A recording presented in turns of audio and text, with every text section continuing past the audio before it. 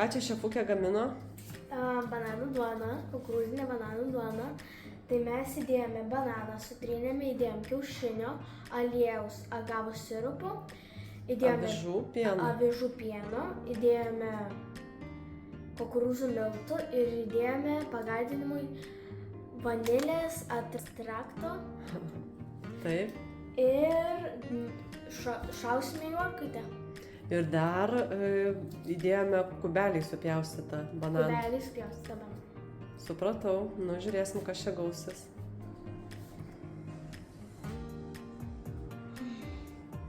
Iškepėm tobulo bananų duoną.